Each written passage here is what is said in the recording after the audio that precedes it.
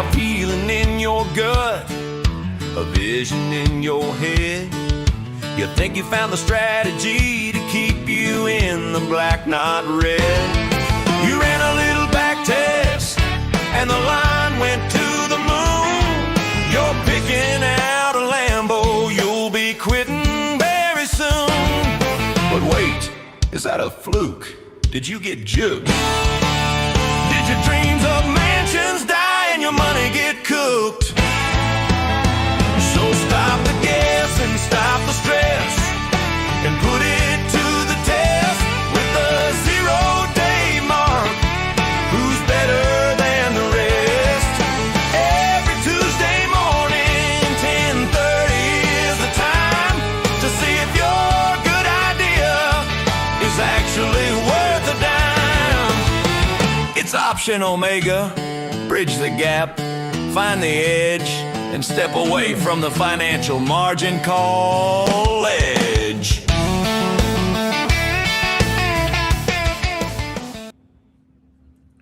Morning, Mark. How you doing? Pretty good. I'm sure, like everyone else, we're in the midst of a cold snap. If I'm getting in here in Florida, I can't imagine what it's like for other people. I saw NatGas was also up like 10%, so you can see we're feeling cold. Yeah, it did.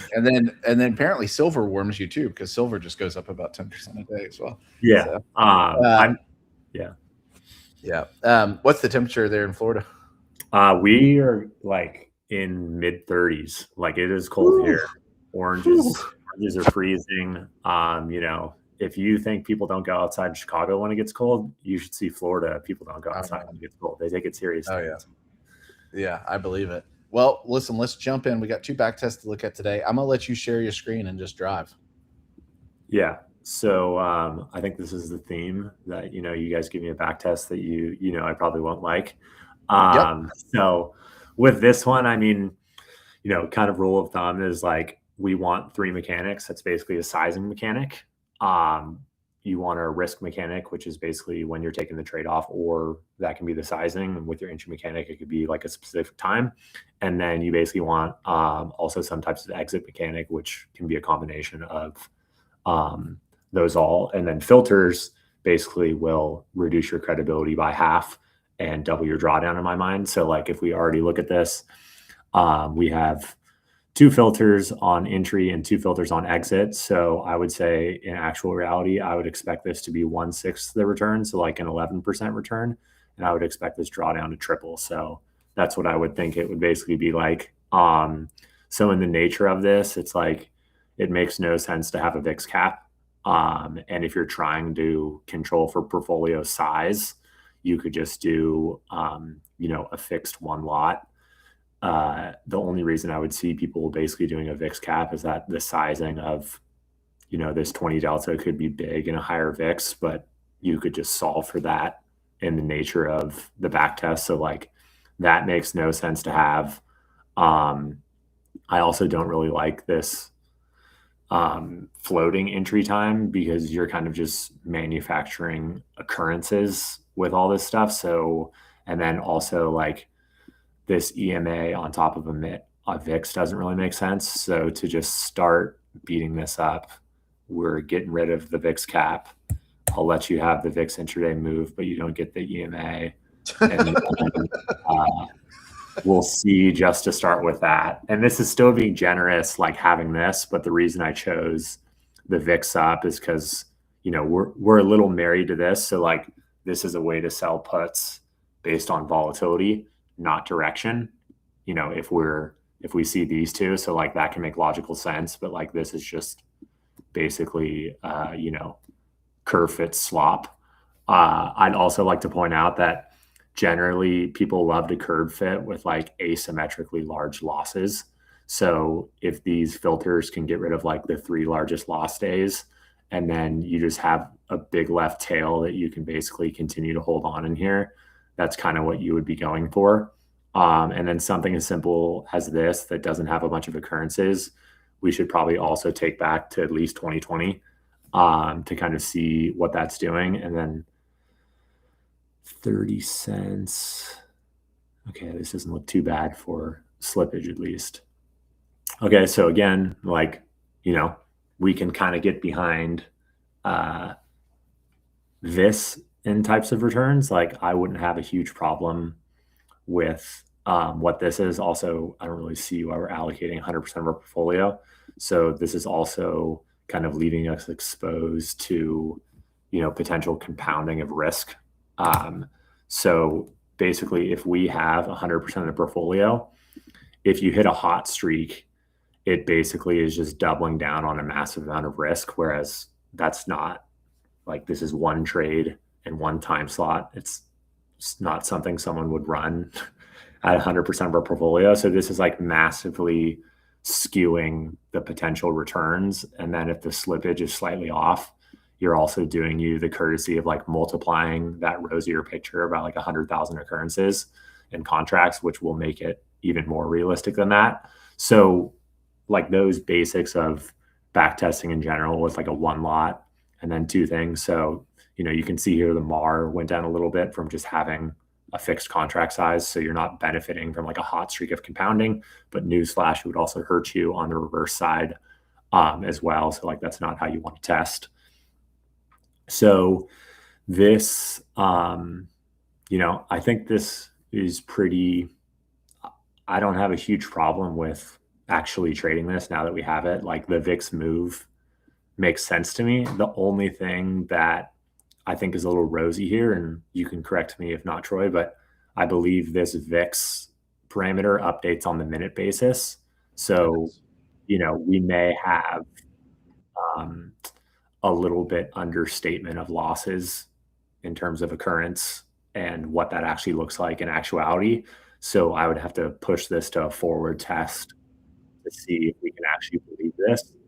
But when we start to look at like all these entry requirements and such, I would be really curious if we literally just sold a put with nothing.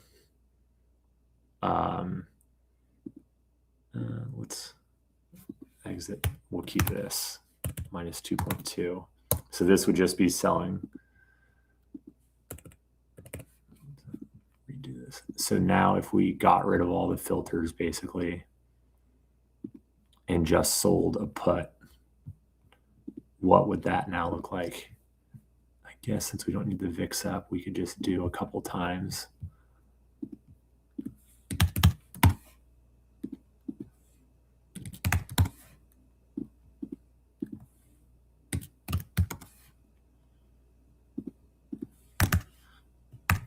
So, now we'll kind of see what this looks like, because we may get a 10% PCR with, just entering this with no basically VIX parameters.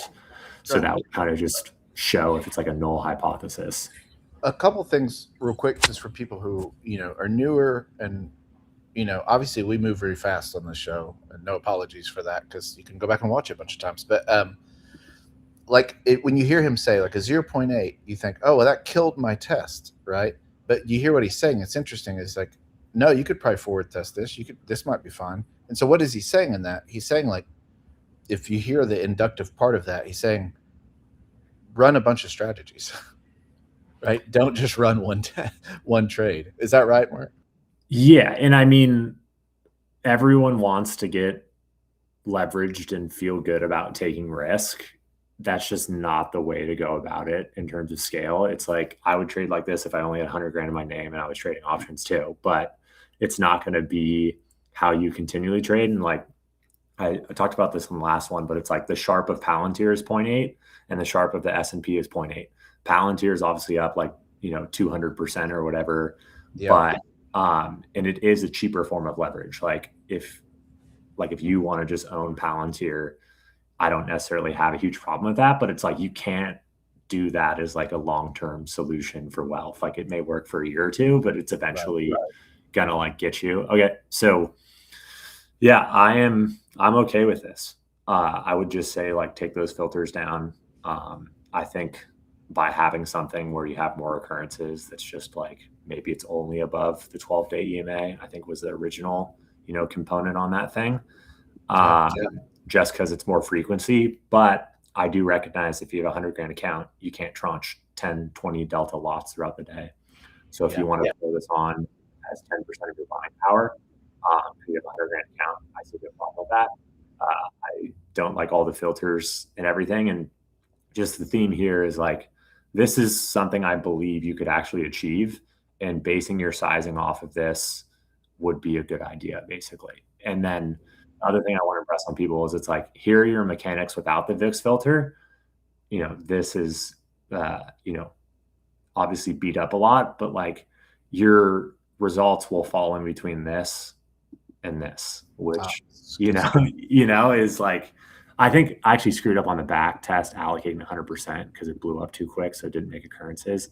Sure. So that was bad, but we can do that another time. I like the Apple one here because so the next one is Apple 7-day RIC. Just real quick, for people who don't know what we're looking at here, let me put this in the chat. This is a reverse iron condor, so you want movement. It's the exact opposite of an iron condor where you don't want movement. So go for there. Go for it. Other thing, Apple is starting to trade Monday, Wednesdays, and Fridays. So this is going to be a marketplace where I think we will be trading more is individual figures that start to come into play. We probably need a little more back testing data since we've got and we'll base it off of like kind of what's in SPY, but this is where the market's going. So I think this is interesting. In terms of it, like Friday, 7 DT, profit target 90%. Since it's, not cash settled, we obviously need that. I don't really have any problem with this except for the duration. So, we obviously need to be going further back. Apple has existed for a very long time. I don't know why a strategy this simple would. Also, your guys' allocations need to chill out a little bit. But it's free money. It's free money. But with this and then 3 cents, that's probably fine. I don't know too much about Apple and trading and everything. So like the structure of this is just fine. We just have to go further back in time. It really makes no sense why we would only test this environment. So basically we want to exclude like, a huge data set we have for no real reason. And then other good thing about this is since it's a debit trade and we don't have intraminute stop losses for tickers like Apple, I have a large amount of trust in this back test as well. And the other thing too is like you've only chosen one day of the week and you chose a limited yearly time frame and you chose one specific time. So if you're going to choose one specific time, we definitely need to go much further back in time. But I agree with only having it on Friday because you're holding the trade continuously, basically. Every week. Oh, and look at this. And again, one trade. It's one open trade. Sorry. Yeah.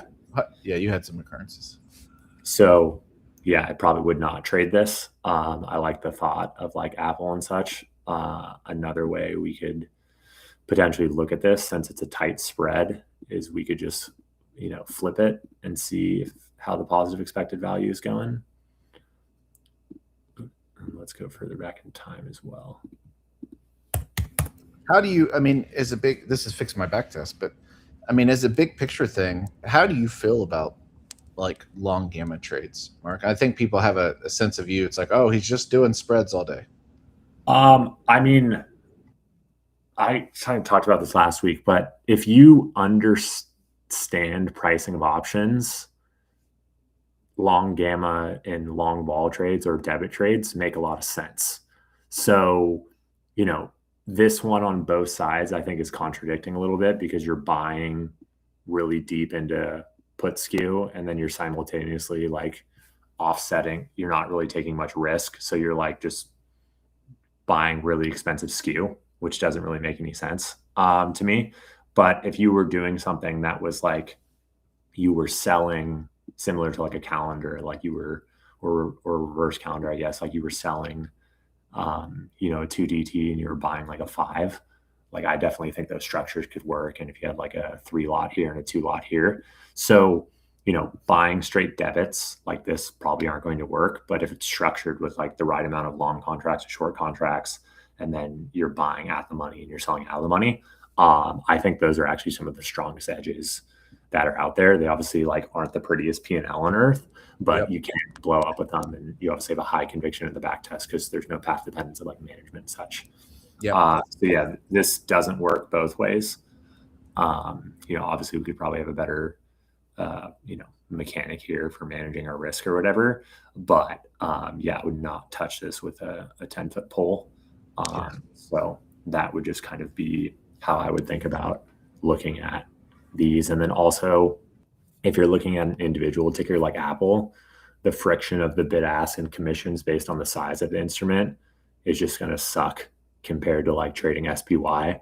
So I would just, if you have a thesis, like you think that you have an indicator that works, you should always try to exert that in the most liquid, cheapest executional cost instrument possible. Not that Apple is not liquid and cheap of execution, but I think Apple's, roughly $100 a share. So per like putting the contract on, you're taking on like 4 times more slippage and 4 times more commission cost to exert that same thesis, which is probably not a great idea to do such.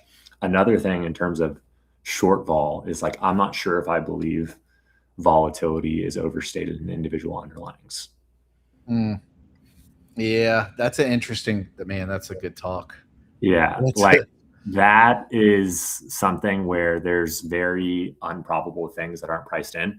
The example I really like is like Steve Jobs getting diagnosed with cancer. Like that is not baked into the price whatsoever, but it really changes the company. Or like if Jensen Huang sleeps with a hooker, I don't know if the market would like it or not, but like that, like if you think about it, it's like in like the only real, like you can view black swans in 2 ways. Like I view 9/11 as a true black swan because no one knew about it. Whereas like 2008 could be viewed as a black swan because it was like a 10 standard deviation move. But like we could also see that like the banks were in trouble from a very long ways away. So like the probability of actual black swans occurring in individual names is like very easy. There could be fraud. The CEO could die. One of their providers could be committing fraud or something in regards to that, or the government could particularly single them out for some reason. Whereas like that is not really present with the S&P. So like based on the liquidity perspective and that, I don't think it's attractive. There are very sophisticated people who like cover the news perfectly on NVIDIA and Apple that I think can trade vol very well. But like looking at an IV rank or like a VIX handle to tell you should trade Apple based on something is like probably not a good idea. And the other example that I think is really interesting is like people like last year, the crazy move was DeepSeek, one with NVIDIA, where like they announced that DeepSeek basically doesn't need chips to like reveal stuff. And it's like, if you would have put credit spreads in NVIDIA, you basically would have taken like 40% drawdowns and like had not made that much money selling puts. Whereas if you would have just owned the underlying, you would have had like none of the stress and you would have made like 400% or something. So that type of stuff with individual names is very dangerous. And like, we go back to the professional vol space, like how most people trade individual names is like, they see a difference in pricing between like NVIDIA and S&P, and they basically take an exposure of the volatility between those two. It's called dispersion, like high dispersion or low dispersion. People generally just aren't short volatility with stuff like that. Or if you can read the term structure, certain things can be very lucrative. There's a good video that Chris Abamasia from Moon Tower AI did on calendars. And basically like if you wanted to do a calendar and you guys have short long ratio on your platform, you want that back duration of that calendar to be pretty steep. If it's flat, like if you have a 30% front month fall and a 35% back month fall, I would want to be short that, irregardless if the VIX is at like 100, because that is just a very strong backward. It's flat, so it's still contango, but there should be, way more contango in that for what you would want to take. And this is a little counterintuitive, is like with calendars, low vol could be some of the best time to trade because the front month could be a 14 vol and the back month could be a 15, which is very strong contango actually.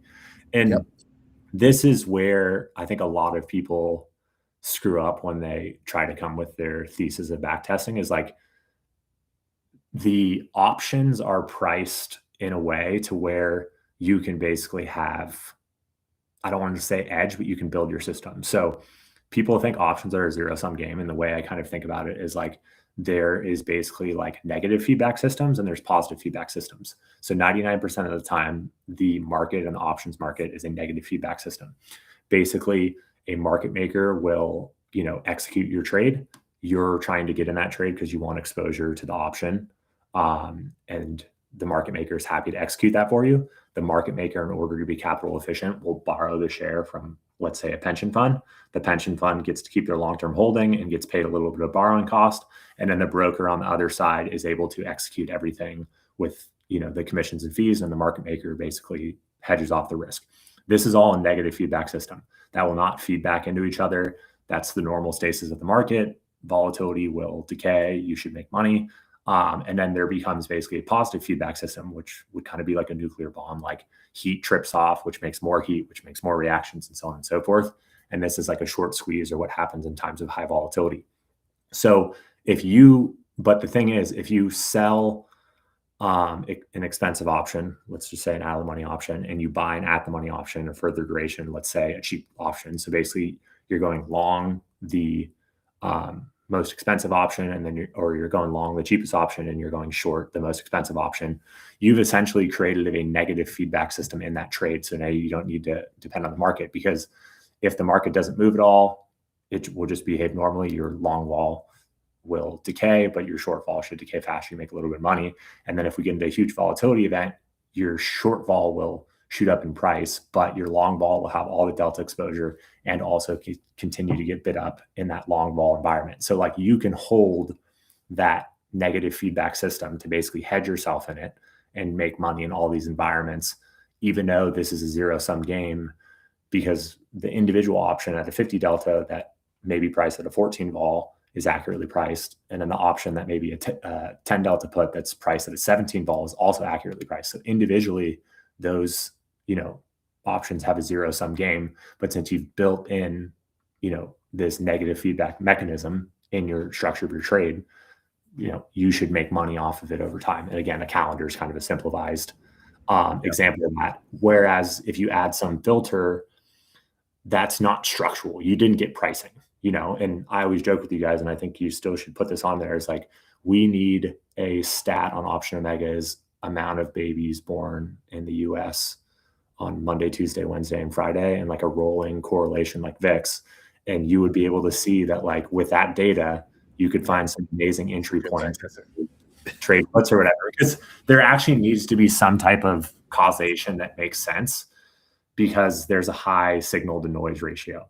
And the thing is, like, even where we trade in our fund, like, we have what's called vanilla and what's called rules. And it's like, since there's so much noise in intraday trading, we do just tranche the most vanilla things that everyone else does, because you want exposure on. And when you have the rules that come in that are actually good pricing of volatility, like, you're going to increase that, but you need to have positions on, because it lends well to when you layer in more positions that actually have structurally mispriced vol. So I think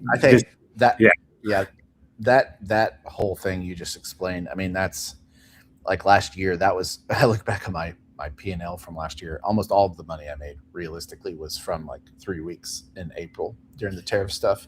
And it wasn't because I had a lot of puts. It was because I had structured previously what you just described with that negative feedback. And it's not about how much money you make, it's about how little it costs to put it on. Yeah, because in normal times, and I think we're all seeing this, like in the last 3 or 4 months, it's like you're not really making money trading 0DT or most options. And I mean, this also makes sense because options is a risk transfer market. So if they're not really transferring risk, you're probably not going to make much money. Generally, from the back test, we should make a little more money. But the real thing is, like, we have this spring that's becoming compressed.